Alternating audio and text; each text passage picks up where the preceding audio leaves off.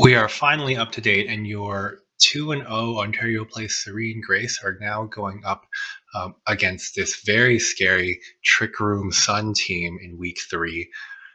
This was very challenging to plan against because they have a couple of scary modes. They have a Sun mode led with Torkoal and Charizard, and then they have a Trick Room mode with Indeedee and Gothitelle and Scrafty. Their Sun mode also features Leafeon, and then they also have Haunter as a fast Haze user to go up against Dondozo.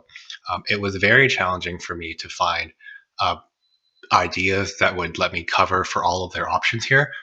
But also, we've made a couple of transactions now. Last week, what we didn't talk about is we traded Weezing for Galarian Weezing. We traded Umbreon, which really had no use, for Scyther, who's turned out to be a super all-star. And then we had a couple of extra points left that I was planning on figuring out a use for. And I figured out a use for them this week, which was trading Yanma up into Coalossal. Coalossal is just very bulky and large and gives me strong options into fire, which I didn't have coverage for before. Unfortunately, it's very, very weak into ground and very weak into water, so it's challenging to bring into stuff. But it is very slow, so it gives me a good Trick Room mode that I can bring in when there's a big Trick Room threat. My opponent here is CookedCatfish, and they have shown that they like to bring their Charizard and their Torkoal and their Leafeon sometimes. They also recently had acquired the Hitmonlee, which gives them an option to be faster than anything on the field. I had initially been trying to plan around a room service Coalossal, because it could be the slowest thing on the field, even slower than Torkoal after room service. But I just couldn't get it to work because it didn't have enough offense. It was slow, but it couldn't hit hard at all. I tried other sorts of Trick Room modes. I tried a Steam Engine mode with Coalossal, which is helpful because if it's sunny, then it doesn't take that much damage from water. But I just didn't pick Pokemon that had a good weak water move or a good weak fire move that I could use to power up the Steam Engine. So I ended up just using it as a Trick Room guy. It was working really well, actually, when I started giving it the Power Herb with Meteor Beam, because then it actually gets offensive power. And when I learned that it got Scald, was really the main reason that I picked it, because then I can use it into rain modes and still have a lot of offense. This entire team is built around getting rain up. And the main way that I wanted to do that was with All-Star Scyther, who has been carrying us through this league. Even though it's 3 points, I think it's way undervalued. It's the fastest thing on the field entirely this week, except for Unburden, Hitmonlee, and Chlorophyll Leafeon, which we will never outspeed, but it can outspeed everything. So it can be the first thing to hit and use U-turn or use Rain Dance. The entire strategy was built around getting Rain Dance set up with a move so that Torkoal wasn't setting up Sun, and then under the rain, having Dozo be hitting and not be affected by the fire. I had Coalossal as a backup if they got Trick Room set up, and then I had Murkrow sort of as an emergency to bring in case they have a Scarf Charizard or something like that that can kill Scyther before it can get the Rain Dance set up. But it made me a lot weaker into the Indeedee modes, because leading Scyther into Indeedee was really good, but leading Murkrow into Indeedee is just too frail, because Scyther needed to be the one to hold Eviolite in most of my testing. I ended up playing this week's matches really early, so if I had done a bit more testing, I probably would have realized that for Murkrow, I could have given it Eviolite, because this Covert Cloak change was a really last-minute change. Because as I was also thinking about it, if Scyther gets hit with Fake Out, they have a bunch of Fake Out users on their side here. If Scyther gets hit with Fake Out, Scyther is flying, so Psychic Terrain doesn't affect it. And if it gets faked out and it doesn't set up the rain, then I'm in a really bad spot. So I needed to have Covert Cloak on it, and it's already surviving everything except for Sun boosted fire moves. So I didn't actually need to have the Eviolite to survive anything relevant. Hitmonlee can't kill me with anything. Leafeon can't kill me with anything. The fire guys are killing me anyway. Scrafty can't kill me with anything. Neither of these guys can kill me with anything, even with max special attack. So I gave it Covert Cloak so that I can survive one Fake Out, and then get the rain set up, and kind of go from there. And then Gholdengo is there also as a backup, as an offensive option, because with Choice Scarf, it can also outspeed everything on their entire team. So if I need to clean up with something, I can clean up with Gholdengo outside of Trick Room, and I can clean up with Coalossal inside of Trick Room. In terms of my specific Pokemon brings here, Scyther was EV'd so that it outspeeds everything on the field, and the rest of its points went into attack. And then the extra points went into special defense. I wasn't particularly trying to survive anything. I needed Rain Dance so that I could get the rain set up on the first turn, and then U-turn my way out of things. Dual Wing Beat is only there because I needed another offensive move. Otherwise, I would have no way of really doing damage here. But it ends up being quite good into Leafeon specifically. And then Terra Ghost was also there as one of my answers to Fake Out, but it was kind of redundant after I changed it to Covert Cloak. If I had more time, I would have thought about a better Terra for that. For Dondozo, I had it set to outspeed everything after Commander, and then I maxed out its attack to try to do some more damage, and then the rest of its points went into the minor amount of bulk. Wave Crash is the main thing that's doing all of the damage. I had Terra Blast flying to hit people who were going Terra Grass if they indexed into grass after last week's Toad Scroll, and then also to just hit Leafeon, because otherwise I would have nothing that would hit Leafeon, and there's nothing that would be resisting both Terra Blast flying and Wave Crash. I needed Protect so that I could stall out Trick Room turns as well. So I knew that Wave Crash is going to kill Charizard. I knew that a rainy Wave Crash is going to kill Torkoal. And then I had a pretty poor roll to kill Torkoal with U-turn and just a Wave Crash. So I needed to have Commander up for that to even be relevant. I thought about having Stomping Tantrum as well, but I was never using it. I was never using it even into Torkoal in the rain, because I'm still doing more damage with Wave Crash. And so I thought just having Rain Dance as a backup Rain Dance setter would end up being better for him. And in testing, I did use it sometimes.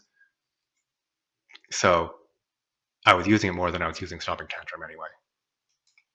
I took Droopy Tatsugiri just to fake being Body Press, even though I don't have Order Up on this guy at all. And I gave it Assault Vest so that it could have some more survivability. And to be honest, a lot of these sets really weren't that well thought out for the Tatsugiri. I gave it maximum special attack, and then it wasn't going to outspeed anything relevant, so I didn't want to give it any speed because I was mainly planning on clicking Mirror Coat, actually. It really was never that relevant, and I was really never that happy with it, and if I had more time, I would have changed the set to something else, probably. For Coalossal, I needed it to be min speed so that it can underspeed everything except for Torkoal in Trick Room, and then I gave it Meteor Beam as the main damage dealing move, and then the rest of these are just coverage. There was nothing really that I needed to live, so I just gave it special bulk because it was lacking that in a little bit, and kind of called it a day. For Murkrow, there was also nothing relevant that I needed to live, and it had Focus Sash anyway. So I gave it enough speed to outspeed everything above its speed group here. It's not going to outspeed Charizard or Haunter or even regular Leafeon, so there was no point giving it maximum speed. I just gave it just enough speed. Initially, it had Tailwind, but there's nothing that I need to use Tailwind for in this case. I'm either going to outspeed them naturally with my speed, or my guys are just not going to outspeed them because I have Scarf already, Scyther is fast, Dozo is fast, Coalossal is Trick Room. So Tailwind wasn't doing anything for me, and this guy is really here to set up one Rain Dance, and then be done. Snarl is there as an option into the Psychics to weaken them. And then Dark Pulse was actually calculated to do some relevant damage against Haunter and the Psychics here. But I couldn't give it any other Prankster moves because of Psychic Terrain. So I just had to give it Snarl and Dark Pulse. It's really only here as an emergency backup Rain Dance setter here. For Gholdengo, it's here to do big damage with Make It Rain, and it has Choice Scarf so that it outspeeds everything. Terra Dragon lets it live against most of the threats because it's resisting all of the relevant attacks that they can do except for Dazzling Gleam if the Psychics get Dazzling Gleam. I wanted to EV it so that it can live a knockoff from Scrafty, but there's nothing else relevant that I really needed any of its points for. So I set it this way so that it can have a good amount of bulk, and I didn't necessarily need to be maxed out. I just needed to have some bulk and to live Scrafty. I'm mainly here to click Make It Rain. I have Power Gem as an option against the fire people. I had Trick and Flash Cannon and Terra Blast Dragon, but I was never using any of those. I was definitely never using Trick, and I was never hitting anything relevant with Terra Fire, Terra Blast. So I gave it Shadow Ball just to have an option that's good into Haunter and that has Stab. So it would be just as good as a Flash Cannon, but I was actually using it. And then Focus Blast was the last addition that I gave it so that I had some play into people who Terra Steel. Otherwise, I just have nothing. It's going to miss a lot, but at least it gives me, if I can get 2 shots of it, hopefully one of them hits, and that should be good enough to hit a Terra Steel guy for good enough. All right, so let's get into the games here. I see that he has brought Indeedee, Hitmonlee, Torkoal, Leafeon, Charizard, Haunter. I see he hasn't brought Scrafty. He hasn't brought Arboliva, which is one of his new brings. He hasn't brought Charjabug, which was never going to be that good. And he hasn't brought Gothitelle, which is a big, specially defensive threat here. So he has brought Indeedee. He does have a Trick Room mode if he wants it. But the big threats here are the Fire mode. I should say that I didn't play this week very well. I made a lot of mistakes here, and it's lucky that I won because I was really not in a good spot. Looking at his Terras, he has Terra Electric, he has Terra Dark on Hitmonlee for some reason. He gave these guys Terra Grass to be good against Dozo, so it's good that I have the Terra Flying to counter that. Terra Fire as an offensive fire for Charizard's not going to help him, and then Terra Electric for Haunter, I assume, is also for what Dozo. Now for the leads, I was always planning on leading Scyther and Dozo, and then U-turning first with Scyther, and if I die, I die, and I have to play game 2 with Murkrow. But Scyther U-turn should always be the first thing to come out, and then I see that he sends out Leafeon and Charizard. Now the plan that I had planned initially was I'm supposed to, in this situation, go Rain Dance with Scyther and Protect with Dozo, and if Scyther dies, that's fine, because then I can switch into Tatsu and still be alive here. What I'm not supposed to do is try and hit the Leafeon, because then if I hit the Leafeon and then he switches to Torkoal, and then his attack will come out first because of Leafeon's Chlorophyll, and he can Solar Blade and kill Dozo. But I just completely forgot my prep here. I saw that there was, good damage I could get onto the Leafeon. I thought that he was going to switch one of them into Torkoal. So I actually make a huge mistake here, and I didn't get punished, which is great. So he switches. I hit him with the U-turn. I switch myself out, and I turn on the Rain with Dozo after Speed to outspeed everything, and then I'm totally safe here. But the fact that I just don't get punished for this huge mistake when I completely forget my prep is very, very lucky, because I should just have Rain Dance up with Scyther, and then I should survive. If I had if I had tried to go Rain Dance with Scyther and he had done that same switch, then Leafeon would have either Solar Bladed or done something else, and Scyther would have definitely survived, and Dozo was protecting, so I would have Rain Dance up, and if it's Rain Dancing, then Charizard can't kill Scyther, and then the next turn, I'm very safe to go and switch with my U-turn. So I just completely botched this turn.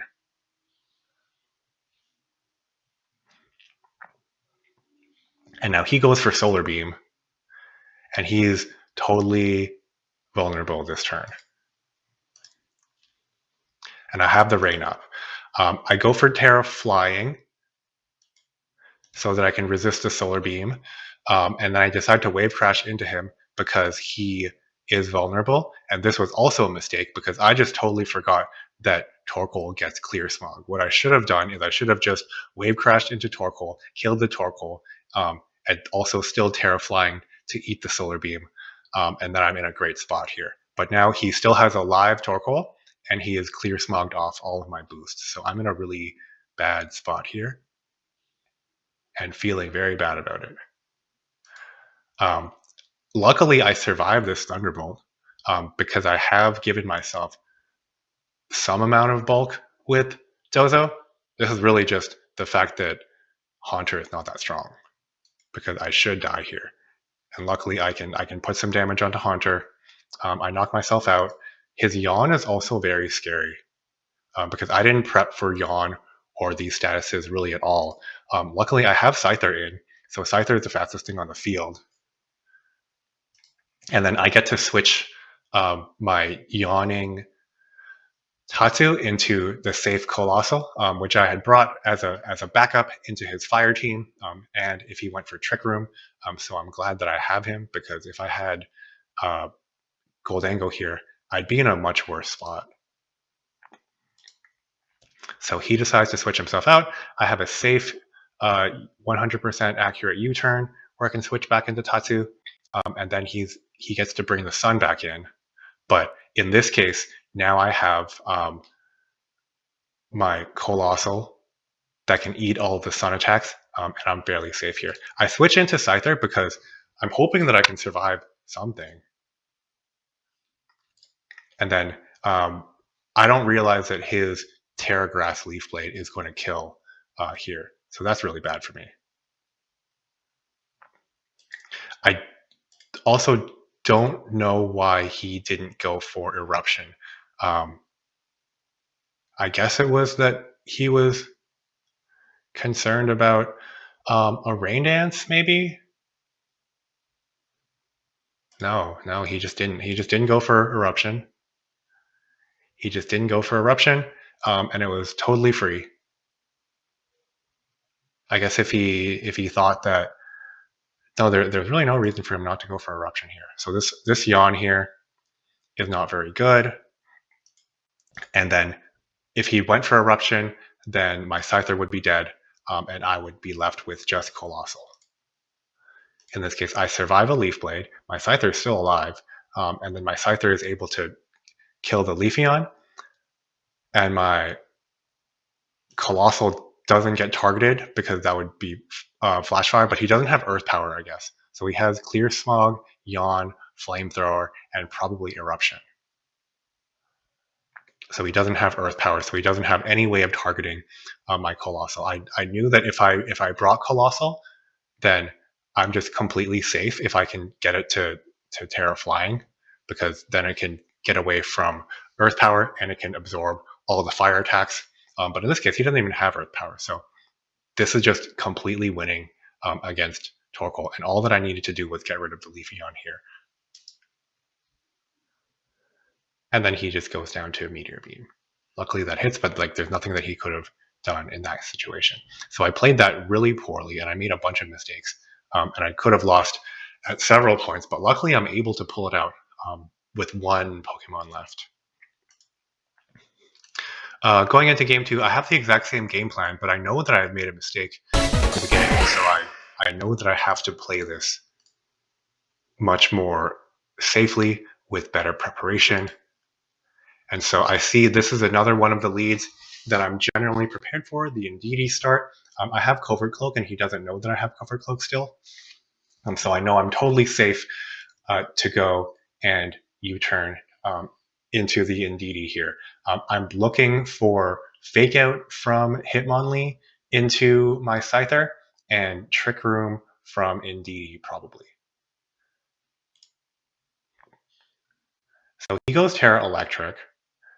I hit him with U-turn, so he doesn't take super effective damage from that, but I still get to get the switch for free. And it's the same thing as if he Fake Outed, because he just went Psychic. He didn't do anything relevant.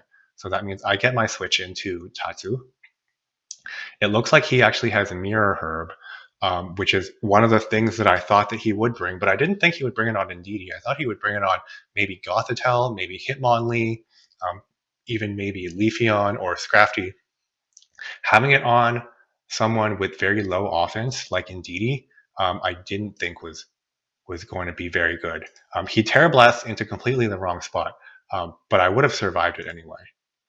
And then I get this kill regardless, kind of. This is 75% to kill the Indeedee. So it's lucky that I get this, but if I went to somebody other than Tatsu, it would have been the same roll because he wouldn't have got a Mirror Herb boost. And now I'm just really far ahead. He has Haunter out, and I know that Haunter is going to Haze or Clear Smog, so I just want to get another kill before my boosts go away. So I target into Haunter. He knocks off my leftovers because he has Unburden, and that's totally fine. So I get a second kill with Dozo. He takes away my boosts, but by this point the damage is kind of already done. This Protect here was also a big mistake.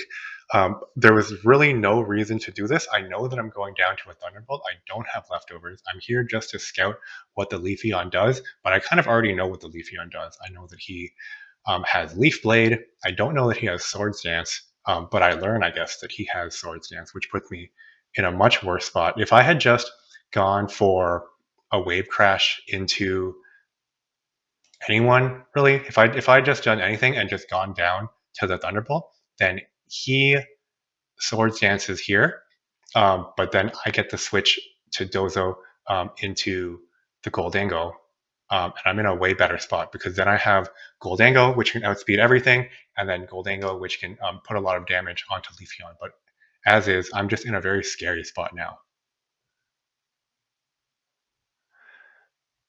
Because he now gets to Leaf Blade totally for free and kill my Tatsu.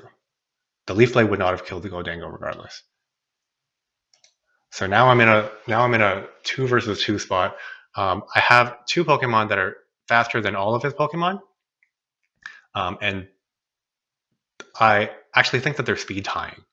But regardless, it shouldn't really matter because the Scyther should be killing the Leafeon sort of regardless, and then the Haunter can't kill both of them. So Leafeon should be going down for sure, and then Haunter might get targeted weird, but in this case, the attack from Gholdengo comes out first. I Terra Dragon just in case to get me some more resistances to both of them. Terra Dragon, bring it down to Sash. And then I kill the Leafeon and remove that threat, and then Haunter can't kill both of them. So Haunter can't even kill one of them, and then I have 100% accurate Make It Rain, and I think I also clicked U-turn with Scyther to have another 100% accurate move. So I end up pulling it out even though I made a bunch of mistakes that could have cost me the game. This one here was probably the biggest one where it could have cost me the game. And then in this match, I made so many mistakes, and it's a wonder that I didn't lose. But luckily, I'm able to pull it out. This was a very scary team to go against.